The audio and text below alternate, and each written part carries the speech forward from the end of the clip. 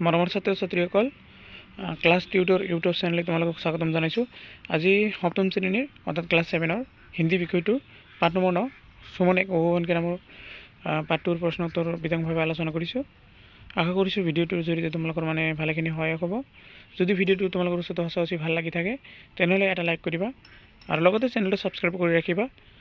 Subscribe কৰি এইকাৰণে ৰাখিব যাতে তোমালোকৰ অন্য বিষয়ৰ প্ৰশ্নটো এইটো চেনেলৰ জৰিয়তে সোনকালে পাব পাৰা।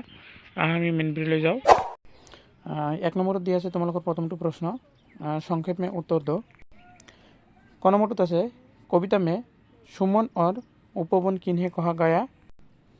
उत्तर चुआ कविता में सुमन को मनुष्य और उपवन को संसार कहा गया है।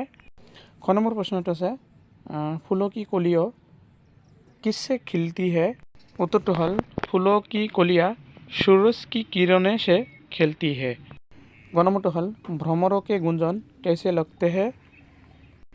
उत्तरটো हल भ्रमरों के गुंजन मीठे लगते हैं। घ नंबरটো কৈছে कवि के अनुसार हमारा मालिक कौन है। उत्तर हल कवि के अनुसार हमारा मालिक भगवान है। তাৰপিছত অংগ নম্বৰ দিছে चांदनी किसको नहलाती है। उत्तर हल चांदनी हम सब मनुष्य को नहलाती है। इफाले 2 নম্বৰ प्रश्नটো हल उत्तर लिखो।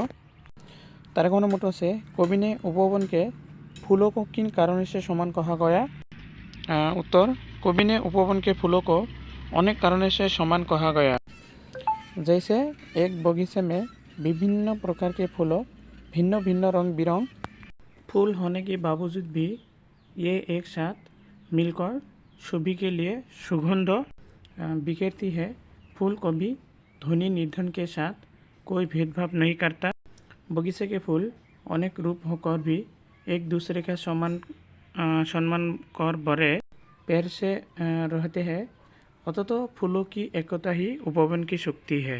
ख नंबर प्रश्न আছে कोई रंगों के फूल उपवन की शोभा बढ़ाते हैं, उसी प्रकार भिन्न जाति उपजातियों के लोग देश के शोभा कैसे बढ़ाती है।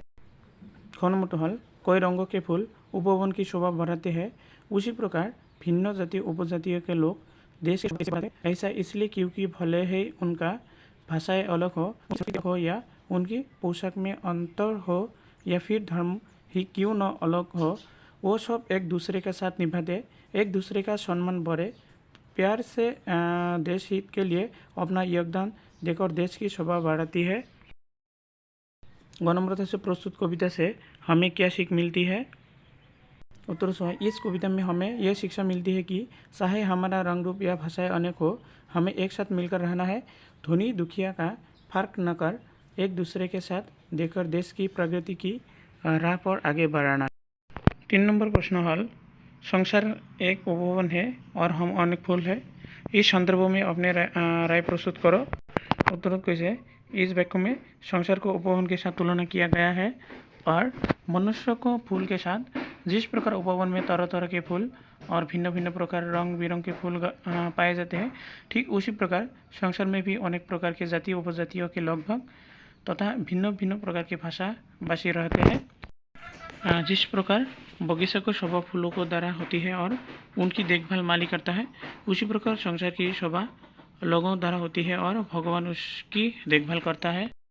4 नंबर से प्रस्तुत कविता में कुछ शब्दों की पुनरुक्ति हुई है, आओ इनके वाक्य बनाओ। 1 नंबर से अलग अलग याद एने को लिखिबा राहुल और राजू के लिए उनके पिताजी ने अलग अलग कमरा बनाया है। 2 नंबर से रंग रंग सो लिखिबा हमारा भारत में रंग रंग के रूपी लोग पाए जाते हैं। 3 नंबर से क्यारी क्यारी ये तो लिखिबा फूलों की बगीचा में क्यारी क्यारी करके फूलों को लगाया जाता है। 4 नंबर से झूल झूल एने को लिखिबा झूले में झूल झूल कर खेलने में बहुत मज़ा आता है।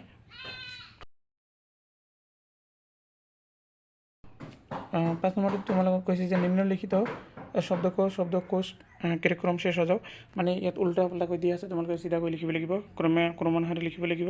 ক নম্বৰতে আছে সুমন তাৰপিছত উপবন ধৰতি ধূপ এইটো উত্তৰত লিখিবা। উত্তৰত এনেকৈ সজাই পৰাই লিখিব লাগিব। প্ৰথমত লিখিব লাগিব উপবন তাৰপিছত ধূপ তাৰপিছত ধৰতি তাৰপিছত সুমন। ক নম্বৰতে আছে কৃষ্ণা পৱন কিৰণ আৰু ডৰ। এইটো উত্তৰত লিখিব লাগিব। প্ৰথমত কিৰণ লিখিব লাগিব, তাৰপিছত কৃষ্ণ, তাৰপিছত ধৰ, তাৰপিছত পৱন। নেক্সট তোমালোকৰ গ নম্বৰত আছে গগন, তাৰপিছত গুঞ্জন, তাৰপিছত শোভা।